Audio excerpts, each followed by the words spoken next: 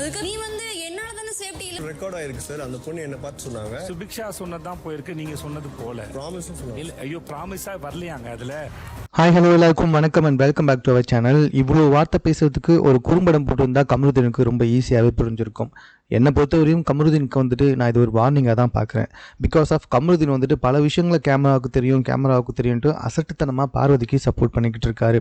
ஒருவேளை இப்படி சில விஷயங்களை அவருக்கு போட்டு காமிச்சா அதுக்கப்புறமா அவருடைய கேம் அவர் விளையாடுவார் அப்படின்னு சொல்லிட்டு எதிர்பார்க்கலாம்.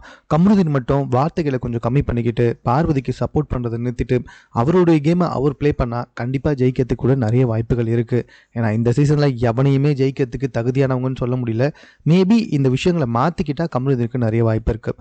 சரி, இது ஒரு பக்கம் இருக்கட்டும். இந்த ரெண்டாவது ப்ரமோ என்ன அப்படின்னு சொல்லி கேட்டிங்கன்னா, இந்த திவாகர் அவர் வீட்டில் இருக்கிறதுனால பெண்களுக்கு ஆபத்து அப்படின்னு சொல்லிட்டு நம்ம கமருதீன் வீடியோ பார்த்து பேசியிருந்தார், அதாவது கேமராவை பார்த்து பேசியிருந்தார். அந்த இடத்துல சுபிக்ஷா வந்துட்டு எங்களுக்கு ஆபத்து நீங்கள் எப்படி சொல்லலாம், நாங்கள்லாம் சேஃபாக தான் இருக்கோம் அப்படின்னு சொன்னாங்க.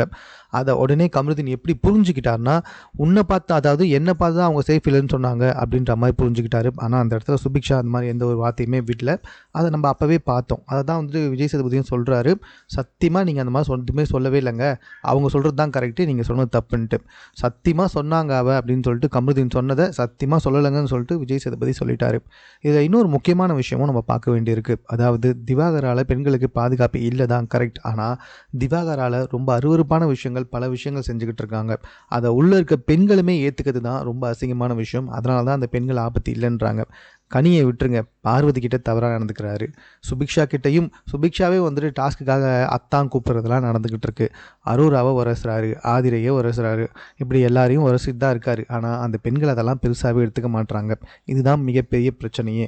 திவாகரை எந்த விதத்துலையுமே சப்போர்ட் பண்ணவே முடியாது அவர் பண்ணிகிட்டு இருக்க விஷயங்களை. At the same time Kamaruddin வந்துட்டு செய்யாத ஒரு விஷயத்த செஞ்சாங்க அப்படின்னு சொன்னால் கமருதீனுக்குமே வந்துட்டு சப்போர்ட் செய்ய முடியாது. அவருக்கு இந்த ரோஸ்ட் தேவை தான்.